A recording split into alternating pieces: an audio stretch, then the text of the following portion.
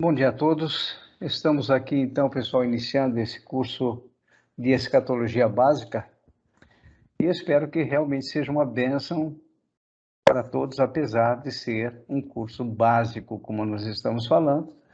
Nós não pretendemos de forma alguma esgotar o assunto, mas eu creio que aquilo que vai ser ministrado será suficiente para que você também possa adquirir conhecimento necessário, de tal forma que você possa dar prosseguimento aos seus estudos.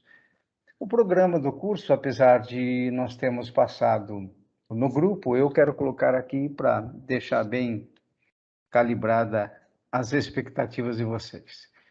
Bem, as 70 semanas de Daniel, o que nós falaríamos sobre elas? Falaremos sobre 3 linhas de interpretação. A interpretação literal e futurista, que é usada geralmente pelos pré-milenistas. A interpretação preterista, que é usada pelos pós-milenistas, e a interpretação simbólica, que é usada pelos amilenistas. Vamos falar sobre as 4 principais correntes escatológicas: pré-milenismo clássico ou histórico, pré-milenismo dispensacionalista, amilenismo e pós-milenismo. Estudaremos também o sermão escatológico do Senhor Jesus, que foi narrado por Marcos, no capítulo 13, por Lucas, no capítulo 21, e por Mateus, no capítulo 24. Vai ser interessante essa análise do sermão escatológico para nós podermos comparar o sermão escatológico com as 4 correntes escatológicas. E vamos falar também sobre o arrebatamento, análise das correntes quanto ao momento do arrebatamento. E isso é muito discutido ainda hoje, não é? O arrebatamento pré-tribulacionista, o arrebatamento mid-tribulacionista, ou seja, no meio da tribulação, e o arrebatamento pós-tribulacionista. E vamos utilizar também desse conteúdo para falar um pouquinho sobre a teoria do arrebatamento parcial, que está muito forte no nosso meio. E vamos ver se tem fundamentação bíblica essa teoria do arrebatamento parcial. Profecias de múltiplas referências em relação ao anticristo. Então, nós encontramos, e é comum no Antigo Testamento, nós encontrarmos profecias de dupla, tripla ou de múltiplas referências. E como nós vamos ver essas profecias em relação ao anticristo, nós vamos ver então a questão do Antíoco IV Epifânio em 158 a.C., o exército romano comandado pelo general Tito entre 66 e 70 depois de Cristo, e também a questão do anticristo escatológico durante a grande tribulação. Vamos dar continuidade, então, com relação às expectativas. Eu quero calibrar as expectativas, porque, de repente, você está esperando alguma coisa que eu não possa oferecer. E eu quero que você fique tranquilo com relação a isso, tá? Então, primeiro ponto, não esgotaremos o assunto, acho que é óbvio. Ou seja, não dá para esgotar escatologia em 8 aulas. Como eu disse, essas 8 aulas vão dar a você condição de você fazer uma análise melhor com relação a esse conteúdo. 2. Com relação às 70 semanas de Daniel, estudaremos 3 interpretações principais, como nós já falamos. A literal e futurista, que nós já vamos ver hoje, a interpretação preterista e a simbólica, que veremos na próxima aula. Com relação às correntes escatológicas, estudaremos as 4 interpretações principais. Existem mais, mas vamos estudar somente essas 4, que são, então, aquelas que nós já citamos. A maioria de vocês, pelo que eu vi no questionário que eu enviei, aqueles que responderam, a maioria é pré-milenista dispensacionalista. Então, vocês vão entender também por que vocês são pré-milenistas dispensacionalistas. E também já vou deixar claro que a nossa ideia aqui não é optar pela melhor ou dizer que esta não tem base bíblica e essa tem base bíblica. É apenas para que nós possamos estudá-las e ver e analisá-las biblicamente. É essa a ideia da análise dessas 4 interpretações. Muito bem, nosso objetivo é entender os diversos pensamentos para nos respeitarmos. Então, quero deixar bem claro essa questão aí como objetivo. É entender os pensamentos para nos respeitarmos. Qualquer que seja a corrente que abracemos, e nunca trazer divisão doutrinária entre nós. Então, nosso objetivo não é criticar uma corrente ou outra, mas mostrar o pensamento de todas elas, para que você possa se firmar ainda mais dentro daquilo que você tem como convicção, ou para que você possa repensar. É essa a ideia. E se você tem uma corrente definida, o colega tem outra corrente definida, inclusive na própria igreja, que você aprenda a respeitar. É isso que nós temos que entender em termos de escatologia. Tá? Está claro entre os grandes teólogos sérios que, em termos de escatologia, nós temos que ser humildes para dizer que nós não temos a revelação clara ainda a respeito desse conteúdo. É exatamente por isso que existem 4 ou mais correntes de interpretação escatológica. Então, vamos ser humildes e respeitar o pensamento do outro, sem criticar, sem tentar convencê-lo, mas que possamos discutir, que possamos analisar. Poxa, ele pensa dessa forma, vamos tentar verificar realmente quais são as bases bíblicas pelas quais ele está trazendo esse pensamento. É essa a ideia, ok, pessoal? Então, por favor, sem divisão doutrinária entre nós. Tá? Se eu perceber alguma coisa nesse sentido, eu vou ficar muito infeliz, porque não é esse o objetivo, tá bom? Muito bem. Nunca questione o seu pastor, é outro ponto fundamental aí. Cobrando dele uma posição definida. Afinal, como veremos, nenhuma corrente preenche todos os requisitos teológicos. Então, não tem fundamento nós estarmos numa igreja e cobrarmos do nosso pastor uma posição definida, porque ele não vai te dar uma posição definida, tá? Ele pode até te dar, alguns definem, tá? Mas não é o ideal. Por quê? Porque, eu volto a dizer, escatologia é um assunto que nos coloca em humildade perante Deus, para que nós possamos depender dele exclusivamente. Nós temos convicções dos acontecimentos, mas a ordem dos acontecimentos, nós vamos ver que há divergência.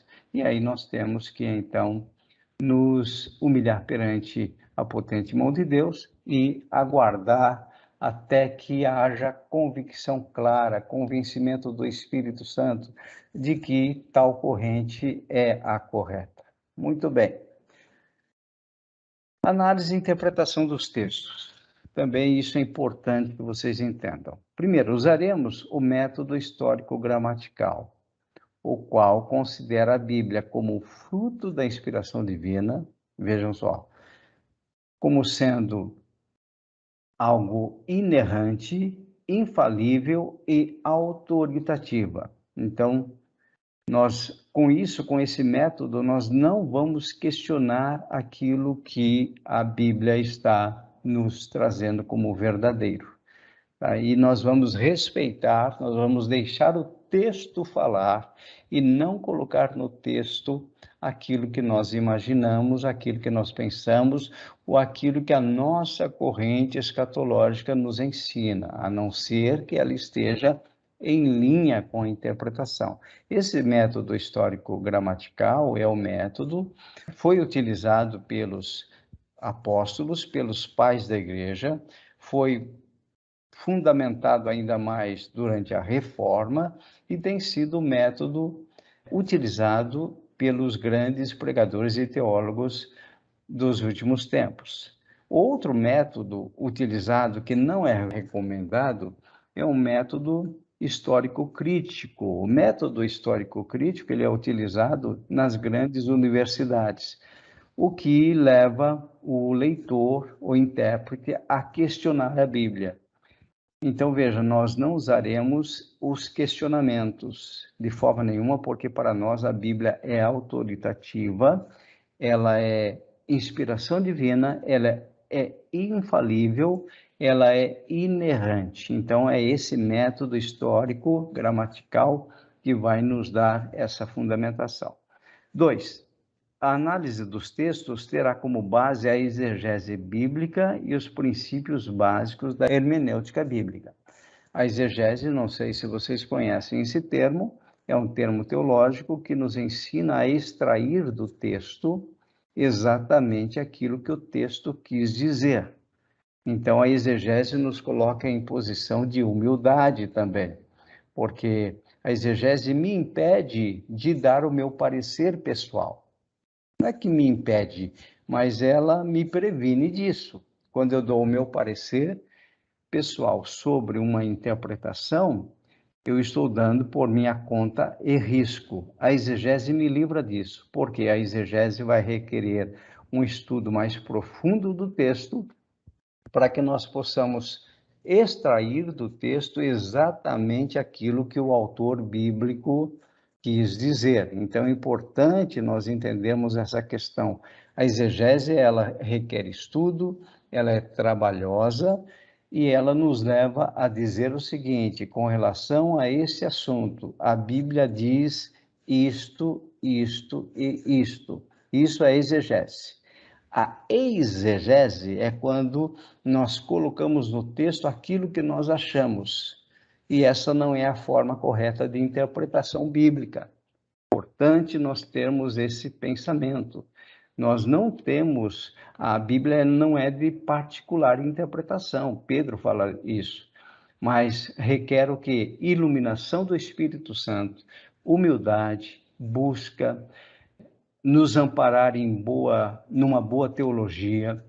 Então, nós não vamos aqui de forma nenhuma anular a teologia, pelo contrário, nós vamos nos apoiar teologicamente para que nós possamos fundamentar muito bem aquilo que nós estaremos falando, inclusive tudo que nós temos hoje em termos de Bíblia, em termos de comentários bíblicos, em termos de dicionários, de geografia bíblica, de paleontologia, de teologia sistemática, tudo que nós temos é fruto de um trabalho teológico que foi colocado às nossas mãos por causa de homens e mulheres que se dedicaram no estudo, ou seja, buscaram, se debruçaram na palavra de Deus, foram teólogos sérios que buscaram essas verdades de forma a fazer uma exegese do texto para extrair do texto exatamente aquilo que o Espírito Santo quis dizer com o texto. Então, vamos tirar essa ideia de nós lermos o texto e tentarmos dar a nossa interpretação. Se nós não temos a interpretação, nós devemos nos calar. Quer ver um exemplo? Quando nós falamos sobre o espinho na carne de Paulo, nós não encontramos base teológica para saber qual era esse espinho. Então, se nem Paulo responde, ou seja, se a Bíblia não responde qual era o espinho, nós devemos nos calar. E você vai ver no texto que não importa qual seja o espinho, o que importa é o contexto ali em que Paulo reconheceu que a graça de Deus era suficiente para ele. Então, quando nós tentamos descobrir, isso não impede, tá? Existe a teologia especulativa. Então, veja, quando nós tentamos descobrir por nós mesmos o espinho na carne, por exemplo, de Paulo, nós entramos num campo chamado teologia especulativa. Então, alguns vão dizer, não, Paulo tinha problemas de sexualidade, ou ele tinha um problema nos olhos por causa disso, ou o problema dele era um outro problema. Então, nós entramos num campo chamado teologia especulativa. Podemos fazer isso? Até podemos, mas na teologia especulativa, como o próprio nome diz, ela não é uma teologia bíblica, ela não nos dá a base teológica para nós afirmarmos isto ou aquilo. Então, por isso que a exegese ela vai nos proteger, porque quando nós trouxermos o texto mesmo falará por nós. E aí vocês vão ver que em termos de escatologia, o gênero literário é apocalíptico. E sendo um gênero literário apocalíptico, nós vamos entender que grande parte dos textos são textos que trazem simbologia. Então, uma coisa é nós estudarmos uma narrativa. Então, quando a gente pega, por exemplo, os evangelhos, nós estamos estudando uma narrativa. Quando nós estudamos o livro de Atos, nós estamos estudando uma narrativa bíblica. O gênero narrativo é muito mais fácil que o gênero literário apocalíptico. Por quê? Porque a narrativa ela está narrando um acontecimento, por exemplo, os milagres de Jesus, a transformação da água em vinho. Então, tudo isso é narrativa e a interpretação é a própria leitura corrente do texto. Agora, quando nós falamos, por exemplo, como nós vamos entrar aqui na questão do milênio, tá? Nós vamos ver que é uma linguagem apocalíptica e nem sempre na linguagem apocalíptica nós podemos trazer uma interpretação literal. Então já temos que estar preparados para entender que muitas vezes a interpretação pode ser simbólica, ok? Então isso é importante vocês entenderem e os princípios básicos da hermenêutica serão usados aqui. O princípio fundamental da hermenêutica, eu acredito que todos vocês conhecem, é a questão de que a Bíblia explica-se a si mesma. Ou seja, quando nós temos uma análise, fazemos uma análise de um texto, a própria Bíblia ela vai confirmar essa interpretação. Aí também outras regras de hermenêutica, como, por exemplo, analisar o contexto anterior, o contexto posterior, ou analisar todo o contexto, tudo isso envolve interpretação bíblica e nós pretendemos trabalhar de forma bastante séria tudo isso aqui. Vamos, portanto, agora definir o termo escatologia. Vejam lá, escatologia do grego eschatos, que significa último, mais o sufixo logia, que refere-se a estudo, a tratado.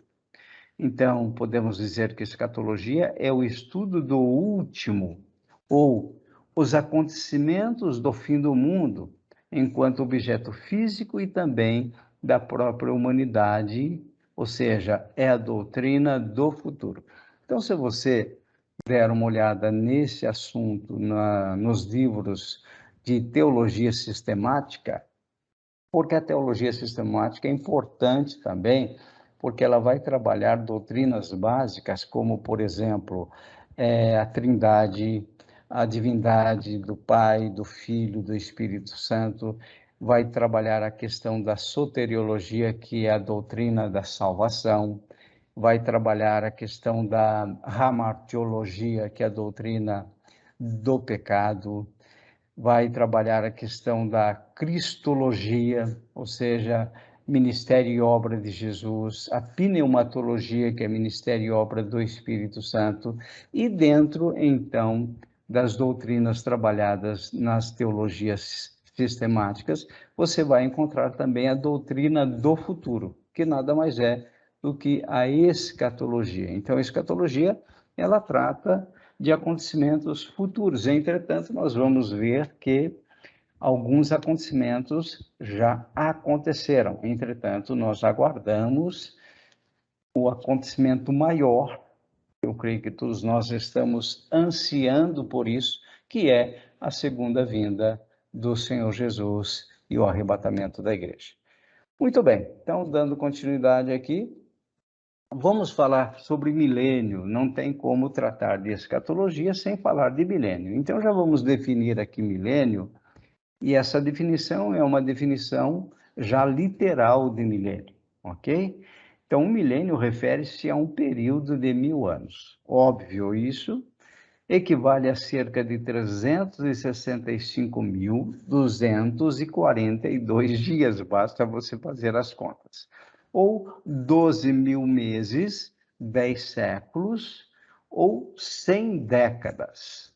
Portanto, o milênio se inicia no ano 1 e se encerra no ano 1000. Isso é o milênio literal.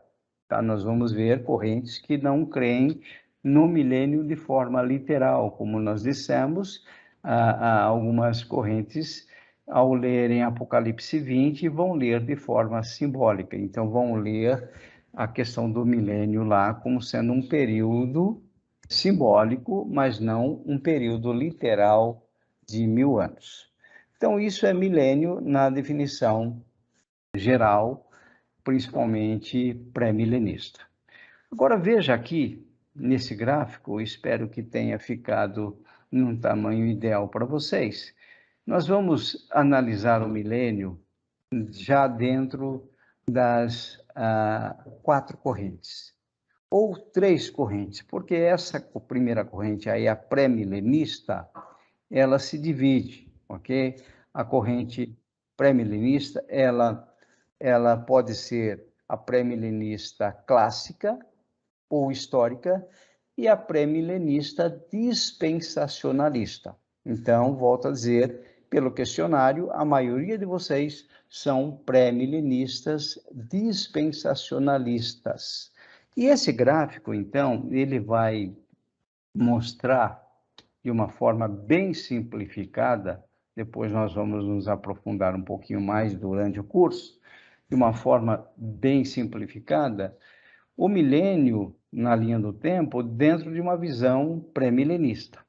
Então você tem aí a linha azul, não é? Azul claro aí, que significa a linha do tempo. Você tem a cruz em vermelho, que significa exatamente a morte de Jesus, por volta do ano 30, do ano 31, ok? Em amarelo ou em laranja, vocês vão observar aí a era da igreja, ou seja, o período chamado era da igreja. Depois, em vermelho, lá depois do laranja, você tem o vermelho, tá? Que é um período pequeno, que é chamado de grande tribulação. Na verdade, nós vamos ver que a grande tribulação ela se divide em 2 partes. A primeira metade, que vai ser um período segundo o pré-milenismo dispensacionalista. A primeira metade será um período de paz implantado pelo anticristo, porém, na segunda metade vem, então, a grande tribulação que realmente haverá sobre aqueles que não forem arrebatados, repito, dentro da visão pré-milenista. Muito bem, o milênio literal aí, segundo essa corrente, segundo essa visão pré-milenista, ele inicia-se com a segunda volta do Senhor Jesus, tá? Na verdade, aí, pessoal, eu representei o A, deem uma olhadinha, localizem o A no gráfico, como sendo o arrebatamento e a segunda vinda. Por que eu representei dessa forma? Então, veja, essa representação ela é pós-tribulacionista. Eu representei dessa forma porque o pré-milenismo clássico ou histórico é pós-tribulacionista. Se você quiser, para aquele que é pré-milenista dispensacionalista, o A ele volta aqui para antes da grande tribulação, tá? Que seria então o arrebatamento da igreja antes da grande tribulação, ou seja, a igreja não passaria pela grande tribulação, considerando a corrente pré-milenista dispensacionalista, ok? Mas aqui eu estou representando o pré-milenismo histórico ou clássico, por isso que eu joguei o arrebatamento, que é o azinho aí, depois da grande tribulação. Então veja, aí Jesus volta e estabelece o reino milenar que é exatamente o período de 1000 anos. Aí você tem, no final de 1000 anos, o JF, que é o juízo final. Aí teria o juízo final e, em vinho, o reino eterno. Inicia-se, então, novo céu e nova terra. Isso é pré-milenismo histórico ou clássico. E volto a dizer, para você transformar isso no dispensacionalismo, basta deslocar o arrebatamento como sendo antes da grande tribulação, mas esses detalhes nós daremos durante o curso. Aqui é apenas uma prévia para você já ter uma noção da posição do milênio dentro, então, dentro de cada corrente. Vamos ver agora o milênio na linha do tempo, dentro de uma visão pós-milenista. Agora aqui já pode ser novidade para vocês, tá? Então vejam aí a era da igreja em laranja também, e lá em cima está a cristianização. Estão vendo essa palavra cristianização? Porque os pós-milenistas, eles creem que durante toda essa era da igreja, a igreja vai continuar evangelizando e o mundo vai melhorando gradativamente. A ideia é essa dentro do pós-milenismo. A partir do momento que o mundo está cristianizado, gradativamente nós entramos num período chamado de milênio, aí em verde, já seria um período não literal. Então, os pós-milenistas, eles creem no milênio, porém não num período de exatamente 1000 anos, mas um período simbólico. Então, eles não definem qual é o tempo. O que eles dizem é o seguinte, que durante a era da igreja, repito, a igreja estará evangelizando, a igreja estará anunciando o reino, o mundo vai gradativamente melhorando ao ponto de nós termos, então, a implantação do milênio aos poucos e nós teremos, então, um milênio maravilhoso por causa da cristianização, por causa do mundo que se tornou, então, evangélico, ok? E no final, então, desse milênio não literal, o que vai acontecer? Vai acontecer o arrebatamento da igreja, depois do arrebatamento nós temos o juízo final aí, e depois nós temos o reino eterno. Então vejam que para os pós-milenistas não existe aquela ideia da grande tribulação. Pelo contrário, para eles, a grande tribulação já aconteceu no ano 70, com a invasão do Império Romano sobre Jerusalém, a destruição do templo, sob o comando do general Tito. Então, o Império Romano invadiu, realmente, a história mostra isso, que Jerusalém foi destruída, o templo foi destruído no ano 70. Então, para um pós-milenista, ele lê dessa forma, ele entende que a grande tribulação já aconteceu lá no ano 70. Então, não tem mais tribulação para acontecer. Pelo contrário, volto a dizer, eles creem que a igreja vai continuar evangelizando, o reino vai continuar sendo anunciado, até que nós tenhamos, então, todo um povo cristianizado e a implantação de um milênio. Então, vamos ter um período de paz, de segurança, e no final, então, do milênio, por isso que eles são pós-milenistas, no final do milênio, arrebatamento, juízo final e reino eterno. O reino eterno sempre entendendo Apocalipse capítulo 21, que seria novo céu e nova terra. Então aí você tem o milênio dentro de uma visão pós-milenista. Repito, todo esse conteúdo vai sendo firmado gradativamente durante o curso. Você não precisa ficar desesperado para entender tudo isso agora, ok? Nós vamos dar um intervalo. Logo mais retornaremos, então, dando continuidade, falando sobre as 70 semanas e vou falar também a respeito da visão milenar no amilenismo, ok?